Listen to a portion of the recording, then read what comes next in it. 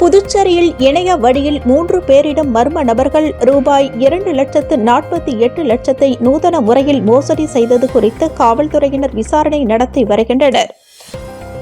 புதுச்சேரி கிரும்பம்பாக்கம் பகுதியைச் சேர்ந்த சிறுவன் நண்பர்களுடன் இணையதளத்தில் ஃப்ரீ ஃபயர் விளையாட்டில் இணைந்துள்ளார். அப்பொழுது மர்ம நபர்கள் சிறுவனை ஏமாற்றி முதற்கட்டமாக ரூபாய் 24,000 இரண்டாம் கட்டமாக ரூபாய் 50,000 செலுத்த வைத்து ஏமாற்றியுள்ளனர்.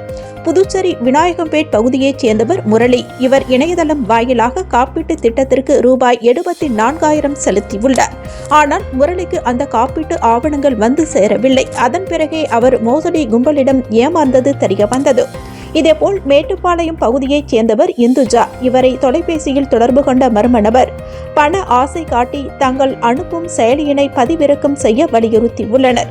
இதை நம்பி இந்துஜாவும் செயலியினை பதிவிறக்கம் செய்து வங்கி விவரங்களை வழங்கியுள்ளார். அதன் பிறகு சிறிது நேரத்தில் அவரது கணக்கில் இருந்து 1,00,000 மர்ம நபர்களால் எடுக்கப்பட்டது தெரியவந்தது. புதுச்சேரியில் ஒரே நாளில் 3 பேரிடம் மொத்தம் ரூபாய் 2,48,00,000 மர்ம நபர்கள் மோசடி செய்தது குறித்து இணைய வழி குற்றப்பிரிவினர் வழக்கு பதிவு செய்து விசாரணை நடத்தி வருகின்றனர்.